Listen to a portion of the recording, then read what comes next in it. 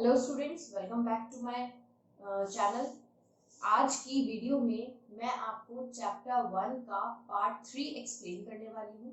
जिन students ने part 1 और part 2 नहीं देखा है तो कार्ड में जाकर प्लीज मैंने लिंक दिया हुआ है, उस लिंक को क्लिक करें तो चैप्टर 1 का पार्ट 1 और पार्ट 2 आपको मिल जाएगा। तो पहले जल्दी से जल्दी उस पार्ट को देखें, 1 और 2 को देखना बहुत जरूरी है ताकि आपको थर्ड पार्ट भी इजीली समझ आ सके।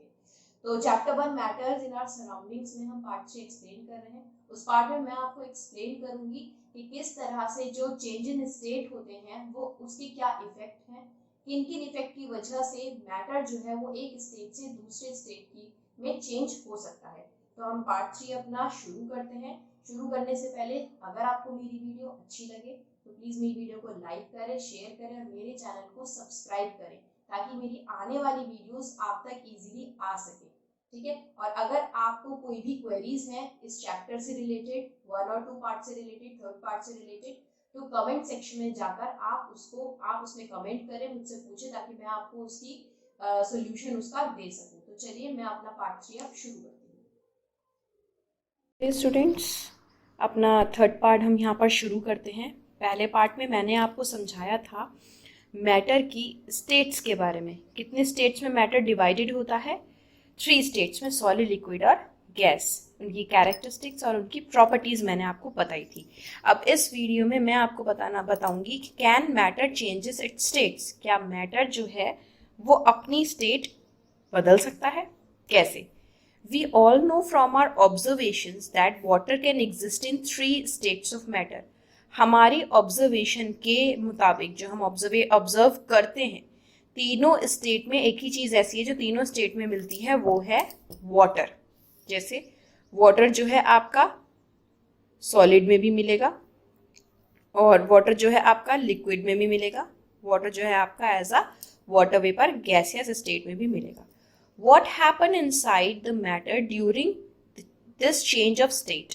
What happened to the particles of matter during the change of states? How does this change of state takes place? We need answer of these questions.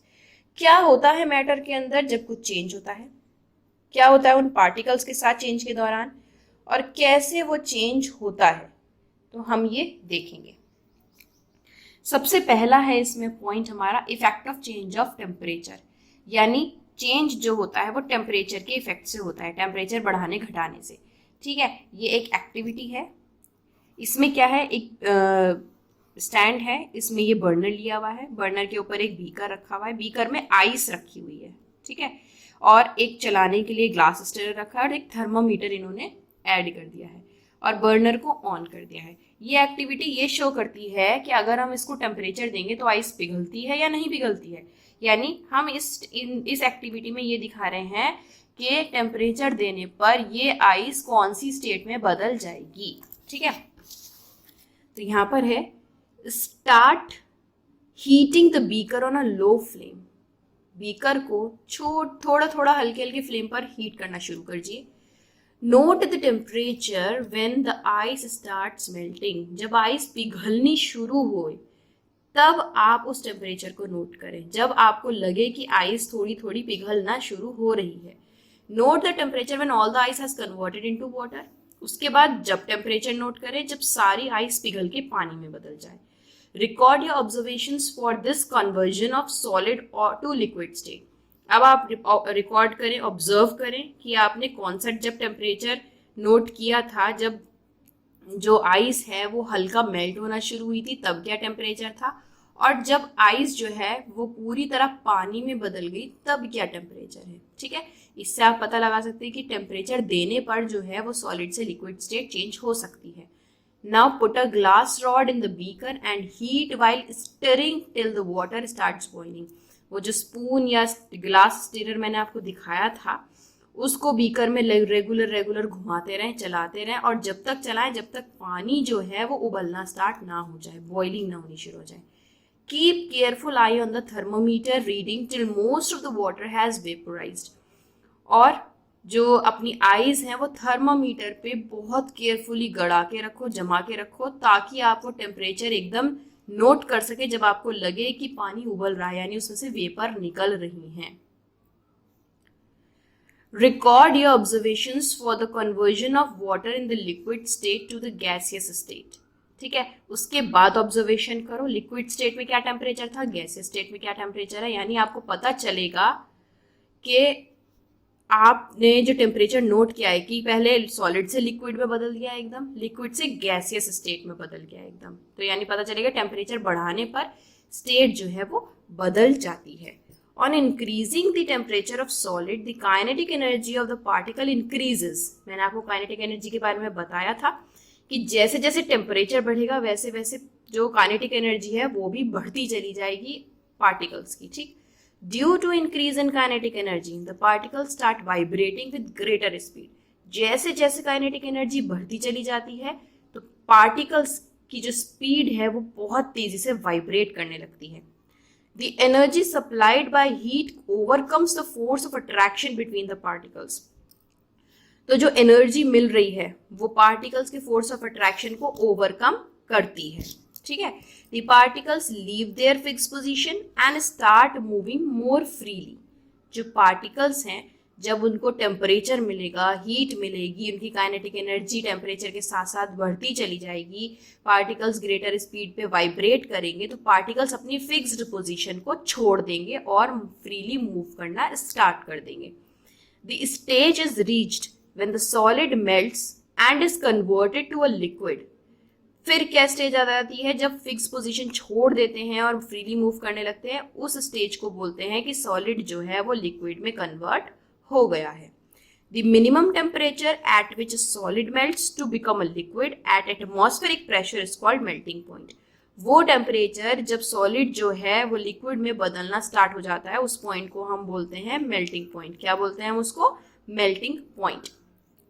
The melting point of a solid is an indication of the strength of the force of attraction between its particles. Melting point जो है वो particles के बीच के attraction की strength को indicate करता है कि उसका कितनी स्ट्रेंथ है उसके फोर्स में. ठीक है, the melting point of ice is 273.15 kelvin. Ice जब मेल्ट होना शुरू होता है तो उसका टेम्परेचर ये होता है. ठीक है, मेल्टिंग पॉइंट इसलिए मेल्टिंग पॉइंट ऑफ आइस को ये कहते हैं. The process of melting that is change of solid state into liquid state is also known as fusion. Melting के प्रोसेस को जिसमें सॉलिड जो है वो लिक्विड स्टेट में बदल जाता है उसको हम फ्यूजन भी बोलते हैं. क्या बोलते हैं उसको हम? Fusion. When a solid melts its temperature remain the same, so where does the heat energy go. जब सॉलिड पिघलता है तो टेम्परेचर तो वही रहता है. टेम्परेचर तो जब बदलता है ना, जब सॉलिड जो है पानी में बदल जाता है ना, तो वो हीट कहाँ चली जाती है? उसमें टेम्परेचर क्यों नहीं आता? जब हम उसको पिघला रहे होते हैं स्टार्टिंग टेम्परेचर कहाँ चला जाता है? You must have observed during the experiment of melting that the temperature of the system does not change after melting point is reached till all the ice melts. This happens even when though we continue to heat the beaker, that is, we continue to supply the heat. This heat gets used up in changing the state by overcoming the force of attraction between the particles. जब हम देखते हैं कि हम जो है ice को melt कर रहे हैं, उसको हीट प्रोवाइड कर रहे हैं, तो जब वो हीट प्रोवाइड करते हैं हम, तो वो कहाँ चली जाती है हीट? हमें तो टेम्परेचर जब मिलता है ना, जब वो पूरी तरह से पिघल जाती है. तो जब तक वो पिघल रही है, जो हीट उसको पिघलाने के लिए मिल रही है, वो हीट कहाँ चली गई? वो हीट कहाँ चली गई है? वो हीट छुप जाती है. ठीक है, वो आइस के बीच में छुप जाती है फोर्स ऑफ अट्रैक्शन को लूज करने के लिए. ठीक, as this heat energy is absorbed by the ice without showing any rise in temperature. वो हीट कहाँ जाती है? आइस में एब्जॉर्ब हो जाती है. ठीक है, लेकिन हमारे टेम्परेचर में नहीं आ पाती. It is considered that it gets hidden into the content of the beaker and is known as latent heat.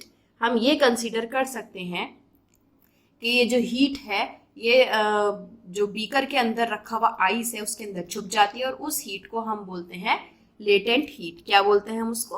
Latent heat. The word latent means hidden. ठीक है, उस वर्ड को क्या बोला जाता है? हिडन. लेटेंट का मतलब होता है hidden. The amount of heat energy that is required to change 1 kg of solid into liquid at atmospheric pressure at its melting point is known as latent heat of fusion. वो heat energy का amount जो 1 kilo solid को liquid में बदलने के लिए जरूरतमंद होता है, वो मेल्टिंग पॉइंट को हम बोलते हैं लेटेंट हीट ऑफ फ्यूजन। क्या बोलते हैं उसको? Latent heat of fusion. So the particles in water at 0 degree centigrade यानी 270 degrees Kelvin have more energy as compared to particles of ice at same temperature।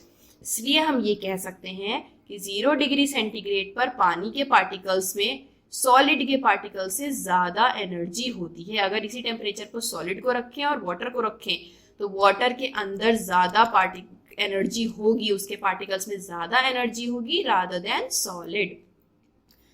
When we supply heat energy to water particles start moving even faster। जैसे ही हम पानी को heat energy provide करते हैं तो उसके particles बहुत तेजी से मूव करने लगते हैं। At a certain temperature, a point is reached when the particle have enough energy to break free from the force of attraction of each other। एक समय ऐसा आता है जब पार्टिकल्स के पास प्रॉपर एनर्जी, इनफ एनर्जी होती है जो फोर्स ऑफ अट्रैक्शन को इजीली ब्रेक कर सके। At this temperature the liquid starts changing into gas. वो जो पॉइंट होता है जब वाटर के पास इतनी एनर्जी होती है कि वो उसके फोर्स ऑफ अट्रैक्शन को चेंज कर सके यानी ब्रेक कर सके, वो पॉइंट आता है तो उस पॉइंट पर जो है लिक्विड चेंज होना शुरू हो जाता है गैसियस स्टेट में। The temperature at which a liquid starts boiling at the atmospheric pressure is known as boiling point। वो टेम्परेचर जब लिक्विड को टेम्परेचर मिलने पर बॉइलिंग स्टार्ट करने पर आता है वो होता है बॉइलिंग पॉइंट। वो पॉइंट जो होता है जब लिक्विड गैस में बदलना शुरू होता है उसको बॉइलिंग पॉइंट कहते हैं। Boiling is a bulk phenomena. Bulk मतलब बहुत ही ग्रुप फिनोमिना होता है। बल्क को हम कहते हैं एक तरीके से group. Particles from the bulk of liquid gain enough energy to change into vapor states। जो है लिक्विड को गैसियस या वेपर में चेंज करने के लिए जो लिक्विड के पार्टिकल्स है वो बल्क में आते हैं, यानी एकदम निकलते चले जाते हैं। ये नहीं कि छोटे छोटे थोड़े थोड़े करके निकल रहे हैं, नहीं, ग्रुप में बल्क में निकलते हैं। ठीक है। For water this temperature is 373 kelvin. जब हम सॉलिड को बदल रहे होते हैं तो 273 केल्विन पे बदलते हैं, लेकिन उस पानी का टेम्परेचर 100 डिग्री होता है। तो जब हम 100 डिग्री में 273 ऐड कर देंगे तब वो वाला टेम्परेचर आता है जब पानी जो है वो वाटर वेपर बनने वाला होता है। उस टेम्परेचर को हम बोलते हैं 373 degree kelvin. Can you define the latent heat of vaporisation? क्या तुम डिफाइन कर सकते हो लेटेंट हीट ऑफ वेपराइजेशन? जैसे सॉलिड में थी, छुप जाती है।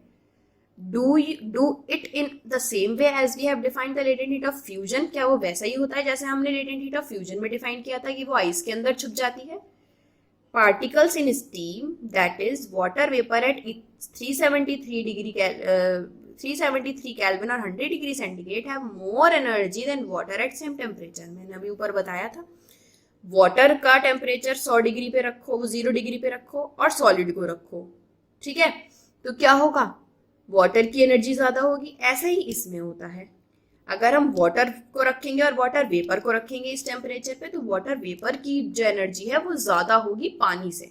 ठीक, this is because particles in steam have absorbed extra energy in the form of latent heat of vaporisation. ये इसलिए होता है कि जो पार्टिकल्स होते हैं स्टीम के वो सारी एनर्जी को एब्जॉर्ब कर लेते हैं लेटेंट हीट ऑफ वेपराइजेशन के फॉर्म में, इसीलिए इसको लेटेंट हीट ऑफ वेपराइजेशन बोला जाता है। ये एक चार्ट है आपका यहाँ पर, सॉलिड, लिक्विड, गैस, 3 स्टेट हमने बना दी। सॉलिड को हीट करेंगे तो वो लिक्विड में बदल जाएगा, लिक्विड को भी हीट करेंगे तो वो गैस में बदल जाएगा, गैस को अगर हम कूल करेंगे तो वो लिक्विड में बदल जाएगा और लिक्विड को कूल करेंगे तो सॉलिड में बदल जाएगा। यानी ये जो सब होता है ये जो कहलाया जाता है वो रिवर्सिबल प्रोसेस कहलाया जाता है। क्या कहलाया जाता है? रिवर्सिबल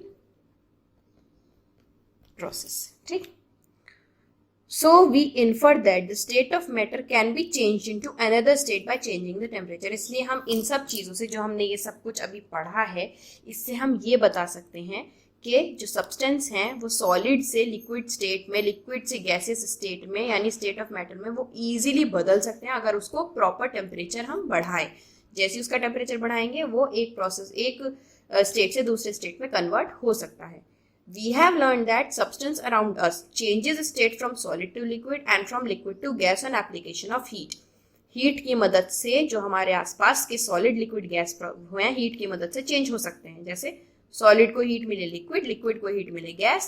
ठीक, तो हीट के एप्लीकेशन से हम इसे बदल सकते हैं. बट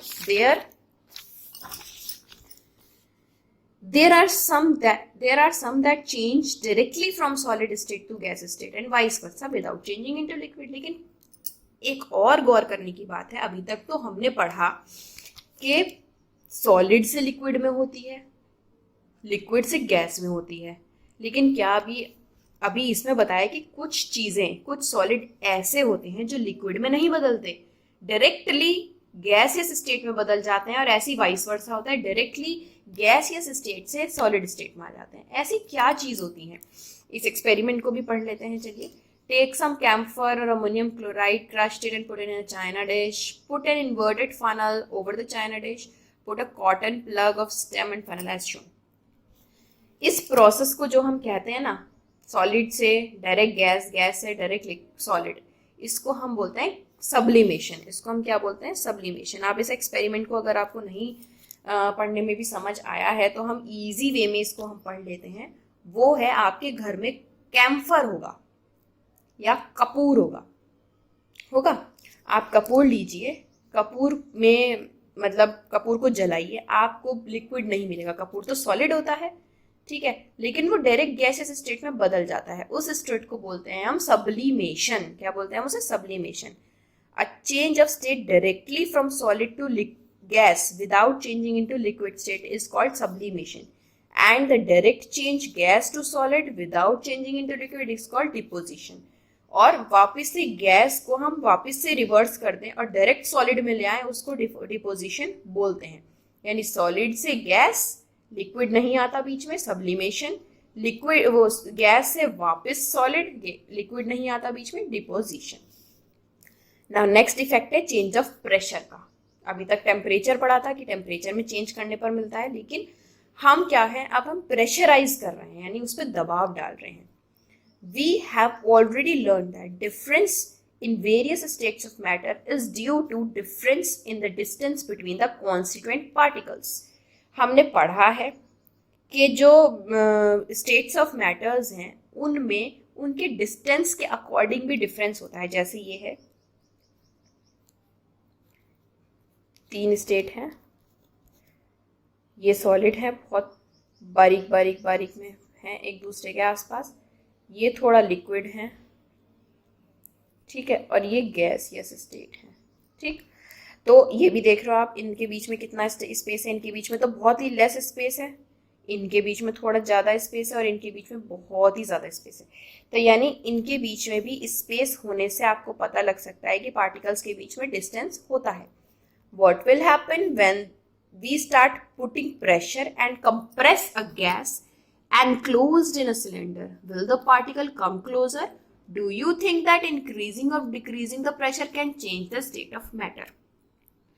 क्या हम इसमें प्रेशर डालकर, जैसे ये तीनों कंटेनर ले लिए, इसमें गैस का, लिक्विड का, सॉलिड का कर दिया, अब हमने मानो पार्टिकल्स भर दिए कुछ, ठीक है, अब क्या हम उस पर प्रेशराइज कर एक छोटे से सिलेंडर में भर सकते हैं हम उसको? ठीक है, क्या पार्टिकल्स हमारे पास आ सकते हैं? आ सकते हैं. इसमें एक्टिविटी में दिखा रखा है, by applying pressure particles of matter can be brought close together. Pressure डालने से जो मैटर के पार्टिकल्स हैं वो एक दूसरे के पास आ सकते हैं. Applying pressure and reducing temperature. Pressure apply करने पर और टेम्परेचर रिड्यूस करने पर हम किसी भी चीज को लिक्विफाई कर सकते हैं, लिक्विफाई गैस में कन्वर्ट कर सकते हैं. यानी टेम्परेचर भी कम रखो और प्रेशर तेजी से दो. ठीक है. Have you heard solid carbon dioxide? क्या आपको कभी सॉलिड कार्बन डाइऑक्साइड देखी? हमने गैसेस तो देखी, हम जो छोड़ते हैं, एक्सहेल गैस जो करते हैं वो कार्बन डाइऑक्साइड करते हैं, लेकिन वो सॉलिड तो नहीं होती. लेकिन कुछ गैसेस सॉलिड भी होती हैं, कार्बन डाइऑक्साइड सॉलिड भी होती हैं.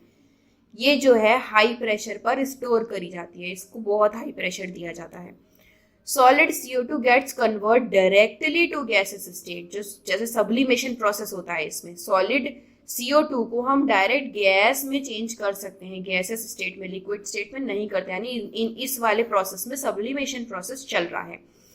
On decrease of pressure, pressure decrease करने पर, 1 एटमॉस्फेयर पर आप प्रेशर रखो और without coming into liquid state, जैसे ही हम सॉलिड कार्बन डाइऑक्साइड का 1 एटमॉस्फेरिक प्रेशर कर देंगे, डिक्रीज कर देंगे, तो वो लिक्विड स्टेट में नहीं बदलेगा, डायरेक्ट सॉलिड गैसेस स्टेट में बदल जाएगा।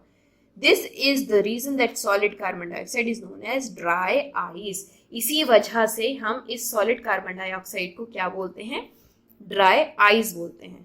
Thus, we can say that pressure and temperature determine the state of substance, whether it will be solid, liquid or gas. तो हम ये कह सकते हैं, जो अभी तक हमने सब कुछ पढ़ा है, ये कह सकते हैं कि प्रेशर अप्लाई करने से और टेम्परेचर देने से या कम करने से हम किसी भी स्टेट को दूसरी स्टेट में बदल सकते हैं, सॉलिड, लिक्विड और गैस को।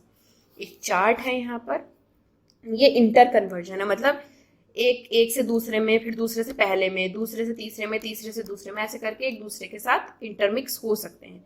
सॉलिड को लिक्विड में करने पर फ्यूजन होता है, लिक्विड को गैस में करने पर वेपराइजेशन होता है, लिक्विड को सॉलिड में करने पर सॉलिडिफिकेशन होता है, गैस को लिक्विड में करने पर कंडेंसेशन होता है। सॉलिड को हमने डायरेक्ट गैस में करा तो सब्लिमेशन हो गया, और गैस को हमने सॉलिड में करा तो डिपोजिशन हो गया। ठीक है, नाउ थर्ड पार्ट हमारा हो गया है यहाँ पर ये फिनिश। ठीक है, मैंने जो भी पढ़ाया एक बार आप वापस से रिपीट वीडियो कर कर आप इसको दोबारा पढ़ लीजिए, ये सब कुछ। ठीक, नाउ अब आते हैं हम इसके क्वेश्चंस पे। क्वेश्चन नंबर 1 है, convert the following temperature to celsius scale.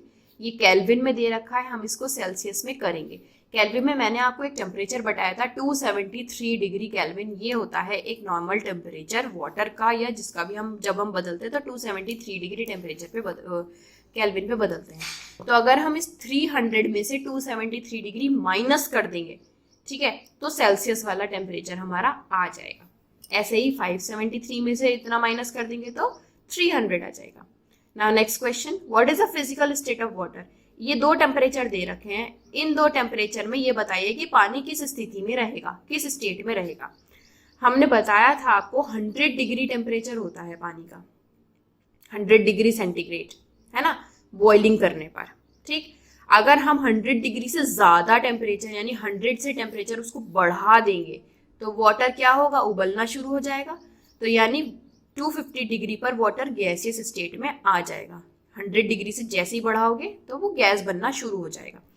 और 100 डिग्री पे क्या रहेगा, या तो गैस हो सकता है क्योंकि बननी शुरू होती है, और लिक्विड फॉर्म में भी रह सकता है, यानी दोनों फॉर्म में 100 डिग्री पर वो इजीली रह सकता है। Third question, for any substance why does the temperature remain constant during the change of state. किसी भी सब्सटेंस को हमें अगर एक सब्सटेंस से दूसरे सब्सटेंस में बदलना हो तो हमें जो है वो पहले वाले टेम्परेचर कहाँ चला जाता है, जब हम उसको हीट देना शुरू करते हैं, due to latent heat. Latent heat की वजह से वो टेम्परेचर जो है कांस्टेंट रहता है, यानी आइस का टेम्परेचर जब तक नहीं बदलेगा जब तक वो लिक्विड में नहीं चेंज हो जाता। ठीक है, क्यों नहीं चेंज हो जाता, क्योंकि जो टेम्परेचर है वो आइस में एब्जॉर्ब हो गया, आइस ने एब्जॉर्ब कर लिया। तो आइस में जब एब्जॉर्ब हो गया है तो टेम्परेचर कांस्टेंट रहेगा, क्योंकि लेटेंट हीट प्रेजेंट है उसके अंदर। ठीक है, suggest a method to liquefy atmospheric gases.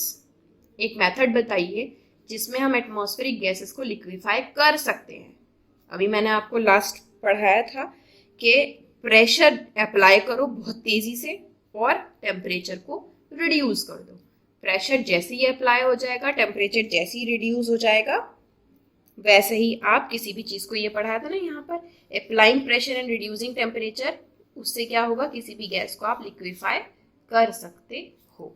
ठीक है, तो यहाँ पर हमारा ये थर्ड पार्ट कंप्लीट हो गया है, और फोर्थ पार्ट के लिए मेरी नेक्स्ट वीडियो को जरूर देखें।